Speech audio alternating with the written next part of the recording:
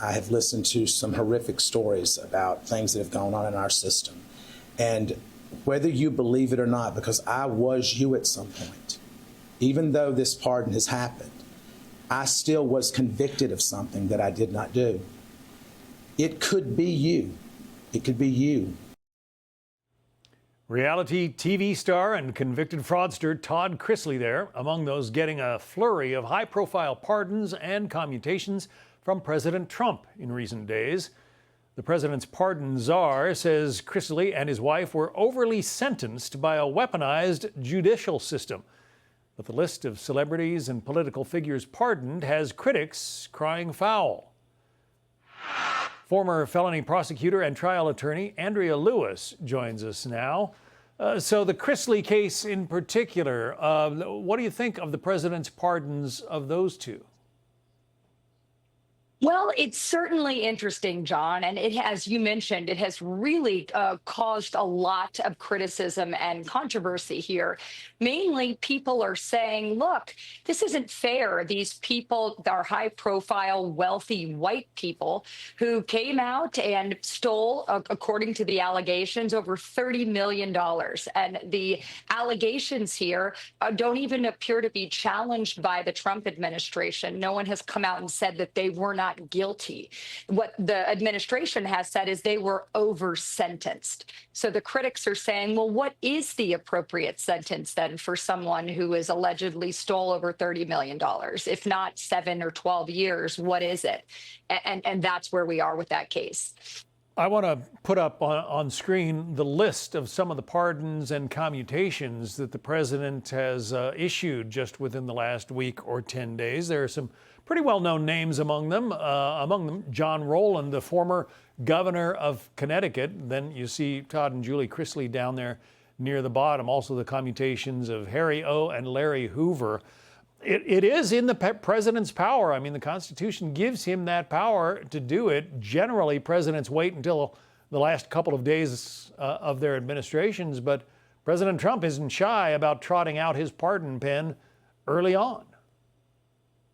That's true, John. And here's the thing. There is no question he has the power to do it. He certainly does. I think the question that some people are raising at this point is, should he be doing it on some of these people? Now, on that list that you just showed a moment ago, there are some individuals on there, such as there's a couple of gentlemen from the area I'm from, Palm Beach County, Florida, Tanner Mansell and John Moore. They were divers who came across some fishing line, and there was a controversy where they were accused by the state of theft. And it was a case that has really made headlines here for a long time because many people felt that they were wrongly prosecuted and then convicted. In fact, even some of the appellate court judges in that case, one in particular, spoke about her displeasure of the fact that they were the charges were even brought against them.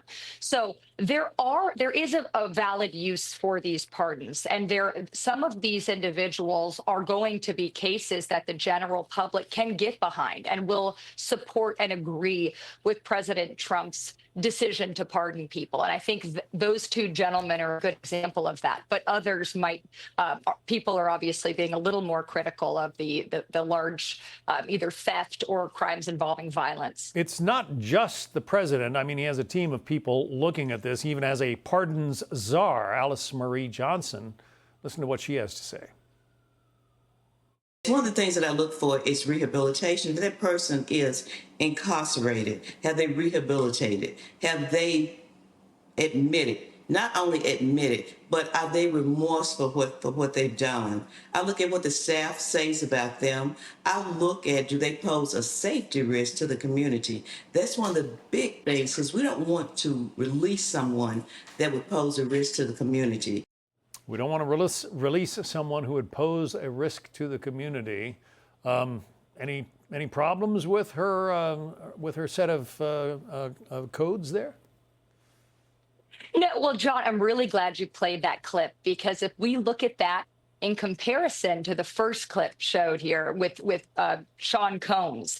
And we have to ask ourselves, if those are the criteria she's looking at, that specifically that this person cannot pose a risk to the community, that it's nonviolent crimes, then just on that alone, Sean Combs would absolutely not be eligible for a pardon.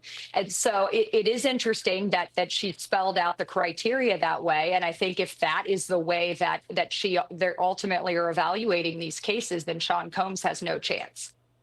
Trial attorney Andrea Lewis. We should mention that Sean Combs hasn't been convicted yet. That trial is still underway, and he might not be convicted. We don't know.